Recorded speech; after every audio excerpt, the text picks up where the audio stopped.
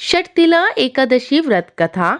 माघ मास के कृष्ण पक्ष की इस एकादशी को षटतिला एकादशी कहते हैं और इस दिन भगवान विष्णु जी की पूजा की जाती है। इस दिन काले तिल और श्यामा गाय के दान का विशेष महत्व है।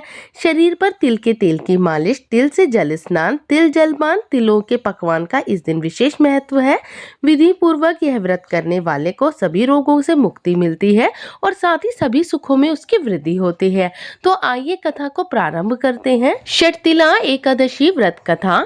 एक समय की बात है, दालभय ऋषि ने महर्षि पुलत्स्य से पूछा कि हे महाराज, मृत्यु लोक में मनुष्य ब्रह्म हत्या आदि अनेक प्रकार के महापाप करते हैं, पराये धन की चोरी और दूसरों की उन्नति को देखकर ईर्ष्या करते हैं तथा अनेक प्रकार की चीजों में भी फंसे रहते हैं, फिर भी उन्हें नरक की प्राप्ति नहीं होती। इसका कारण क्या है?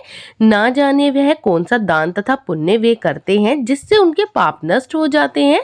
कृपा पूर्वक मुझसे कहिए। पुलत्स्य मुनि कहने लगे, हे राजन, आपने अत्यंत ही सुंदर प्रश्न पूछा है। इससे संसार के जीवों का कल्याण होगा।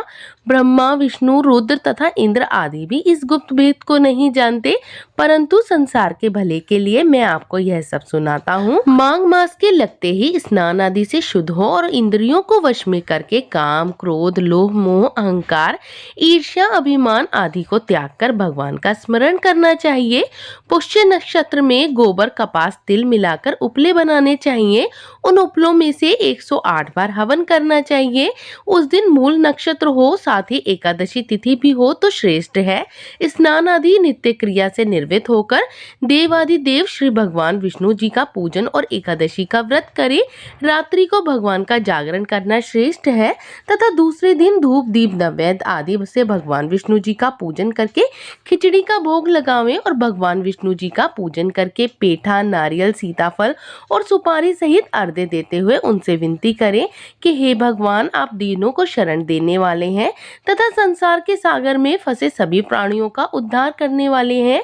हे लक्ष्मीपति, आप लक्ष्मी सहित इस तुच्छ अर्घ्य को स्वीकार करें। इसके पश्चात जल से भरा हुआ कुंभ ब्राह्मण को दान करें। उस समय ब्राह्मण को श्यामा गौ और तिल पात्र देना अति उत्तम है। तिल स्नान भोजन दोनों ही श्रेष्ठ है। इस प्रकार जो मनुष्य जितने तिलों का दान करता है उतने ही 1000 वर्ष स्वर्ग में वास करता है। तिल मिश्रित जल से स्नान, तिलों का उपटन, तिल मिश्रित सामग्री से हवन, तिल मिश्रित जल को पीना और भोजन में तिलों का प्रयोग तथा तिलों का दान, यह 6 तरह के कार्य षटतिला कहलाते हैं। इसको करने से अनेक प्रकार के पाप नष्ट हो जाते हैं। इतनी कथा कहकर पुलत्स्य ऋषि कहने लगे, एक समय नारद जी ने भगवान विष्णु जी से यह प्रश्न पूछा था और भगवान ने षटतिला एकादशी का जो महत्व नारद जी से कहा था वह मैं तुमसे कहता हूँ। भगवान विष्णु कहने लगे, हे नारद मुनि, मैं आंखों देखी एक सत्य घटना तुमसे कहता हूँ, तुम ध्यान पूर्वक सुनना। प्राचीन काल में मृत्यु लोक में एक ब्राह्मणी रहती थी। वह सदैव ही व्रत किया करती थी। एक समय 1 मास तक वह लगातार व्रत करती रही। इससे उसका शरीर अत्यंत ही दुर्लभ हो गया। यद्यपि वह अत्यंत ही बुद्धिमान थी, फिर भी उसने कभी देवताओं के निमित्त धन तथा अन्न का दान नहीं किया था। इससे मैंने सोचा कि ब्राह्मणी ने व्रत आदि से अपना शरीर तो शुद्ध कर ही लिया है, इससे उसको विष्णु लोक तो मिल ही जाएगा, परंतु कभी भी अन्नदान नहीं किया है, इससे उसको मोक्ष की प्राप्ति होना कठिन है। ऐसा सोचकर मैं भिखारी बनकर एक दिन मृत्यु लोक में उस ब्राह्मणी के पास गया और उससे भिक्षा मांगी। वह बोली, हे महाराज, आप यहाँ पर किस लिए आए हैं? मैंने कहा, हे ब्राह्मणी, मुझे भिक्षा चाहिए। इस पर उसने एक मिट्टी का ढेला मेरे भिक्षा पात्र में डाल दिया। मैं उसे लेकर स्वर्गलोक में लौट आया। कुछ समय बीतने पर ब्राह्मणी शरीर त्याग कर स्वर्ग में आई। मिट्टी का दान करने से उस ब्राह्मणी को स्वर्ग में सुंदर महल मिला, परंतु उसने अपने घर में अन्नादि सामग्रियों को शून्य पाया। तब वह मेरे पास आकर बोली, हे भगवान, मैंने तो अनेकों व्रत आदि द्वारा आपकी पूजा की है, परंतु फिर भी मेरा घर अन्नादि से शून्य क्यों है?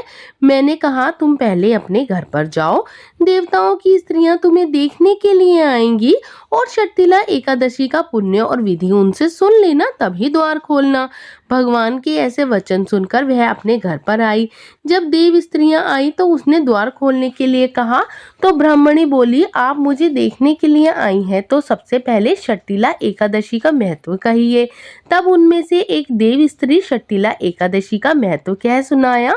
ब्राह्मणी ने महत्व सुनकर घर का द्वार खोल दिया। देवांगनाओं ने देखा कि वह ना तो गंधर्वी है और ना ही असुरी, वरन एक संसारिक वृद्धा है। इस ब्राह्मणी ने देवियों के कथन अनुसार शर्तिला एकादशी का व्रत किया। इसके प्रभाव से वह देवकन्याओं के समान ही सुंदर और रूपवती हो गई और उसका घर अनादि समस्त सामग्रियों से भरपूर हो गया और अंत में उसे मोक्ष की प्राप्ति हुई। तो इस तरह शर्तिला एकादशी की व्रत कथा पूर्ण हुई। अंत में आरती करें और भगवान को भोग लगाएं।